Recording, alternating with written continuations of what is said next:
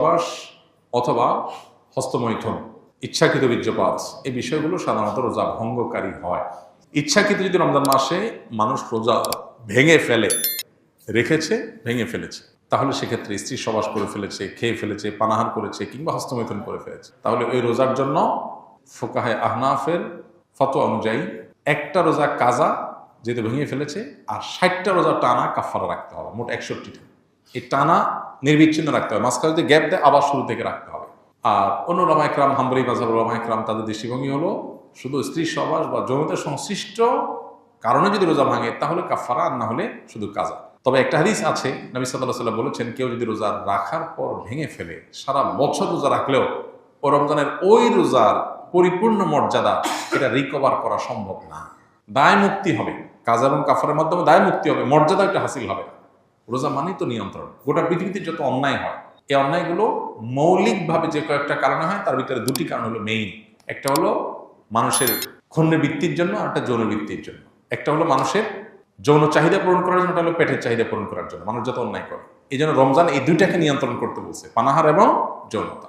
এগুলো যদি নিয়ন্ত্রণ করার ট্রেনিং নেয় মানুষ, তাহলে যেখানে সেখানে এগুলোর জন্য সে নিজের আদর্শ বিকিয়ে দিবে না। তো এই চেষ্টাটা আমাদের সর্বোচ্চ পর্যায়ে করা উচিত।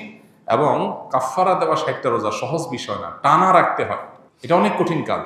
এই জন্য রমজানের রোজা যাতে কোনো অবস্থাতে বিনা ওজর না ভাঙা হয়। হ্যাঁ, কেউ অসুস্থ হয়ে গেছেন, ভেঙে ফেলেছেন, তার কথা ভিন্ন।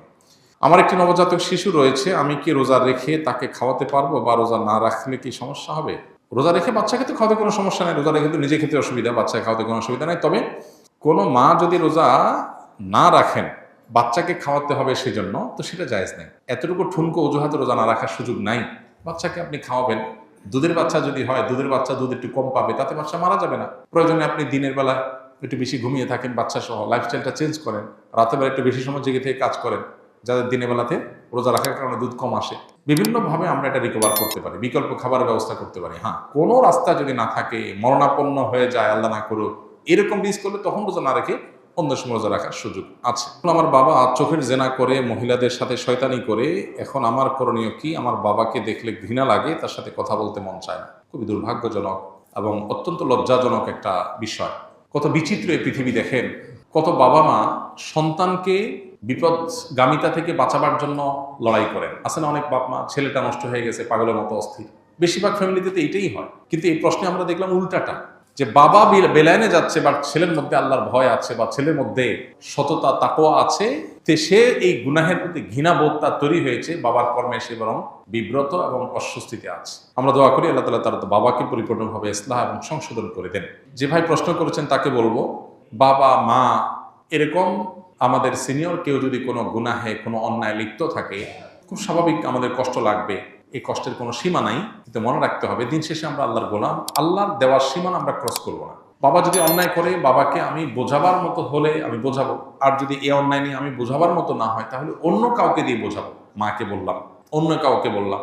আমার বিভিন্ন প্ল্যান থাকবে, মসজিদের ইমাম সাহেবের সাথে একটু দোস্তি করে, খাতির করে তাকে দাওয়াতি কাজে লাগিয়ে দিলাম, যে আমার বাবার দিকে আপনি একটু মনোযোগ দেন, তাকে একটু দাওয়াত দেন। যারা এলাকাতে দাওয়াতি কাজ করেন, বিভিন্ন ইসলামিক অর্গানাইজেশন, মুভমেন্ট, দাওয়াতি কাজের সাথে আছেন, তাদেরকে ধরাই দেন, তারা যেন আপনার বাপকে টার্গেট করে দাওয়াতি কাজ করে তাকে যেন ইসলাহের উদ্যোগ নেয়। আপনি বিভিন্ন প্ল্যান করেন, আর সেই সাথে চোখের পানি ফেলেন। মনে রাখবেন, আবু হুরায়রা রাদিয়াল্লাহু তাআলা আনহুর চোখের পানি তার মায়ের হেদায়েতের কারণ হয়েছিল। যাই না আমরা নবীজির কাছে এসে বলছেন, ইয়া রাসূলুল্লাহ একটু দোয়া করেন আমার মায়ের জন্য, আমার মা ইসলাম গ্রহণ করে নাই এখনো, আমাকে প্রচুর মারধর করে, আমি মুসলমান হয়েছি সেজন্য। নবী সাল্লাল্লাহু আলাইহি ওয়াসাল্লাম দোয়া করে দিয়েছেন, আল্লাহ আবু হুরায়রার মাকে তুমি হেদায়েত দাও। বাসায় যায় দেখে মা ইসলাম গ্রহণ করার জন্য প্রস্তুত। তো এই জন্য দোয়ার প্রতি ইয়াকিন থাকতে হবে। নবী সাল্লাল্লাহু আলাইহি ওয়াসাল্লাম বলেছেন, আল্লাহর কাছে দোয়া করবা ইয়াকিন নিয়ে, যে আমার দোয়ায় কাজ হবে। দোদুল্যমনা, সংশয় নিয়ে হবে কি হবে না সে ধরনের মানসিকতা নিয়ে দোয়া করলে দোয়া কবুল হবে না। এই জন্য আপনার বাবার জন্য আপনি দোয়া করেন, অন্যদেরকে দিয়ে বোঝান, খবরদার আপনি নিজে তার সাথে ব্যবহার খারাপ করতে যাবেন না। এটা খুব অ্যাসিড টেস্ট, অগ্নি পরীক্ষা, যে বাপ উল্টাপাল্টা করবে, আবার কিছু বলাও যাবে না বাপ সেদিন শেষে। তো এই পরীক্ষা আপনাকে জিততে হবে। আমরা দোয়া করি আল্লাহ তাআলা আপনার বাবা হেদায়েত নসিব করুন।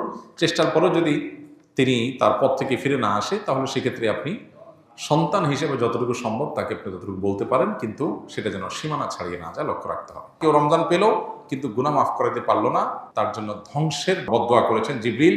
নবী সাল্লাল্লাহু আলাইহি ওয়াসাল্লাম বলেছেন আমিন, আমি এটাকে সমর্থন করি। তার মানে জিবরিলের দোয়াতে নবী সাল্লাল্লাহু আলাইহি ওয়াসাল্লামের সমর্থন, এই দোয়া তো বিফলে যাবে না। তার মানে রমজান পেয়েও যদি আপনি মাফ না পান, তাহলে ধ্বংস কেউ ঠেকাতে পারবে না। এটা চরম একটা দুর্ভাগ্য। এই জন্য রমজান মাসে যে কোনো মূল্যে আল্লাহর কাছ থেকে মাগফিরাত পাওয়ার চেষ্টাটা সেরকম আল্লাহর কাছে প্রত্যাশা রাখার মতো করে ইবাদতবন্দি করা দরকার এবং মাগফিরাত কামনা করা।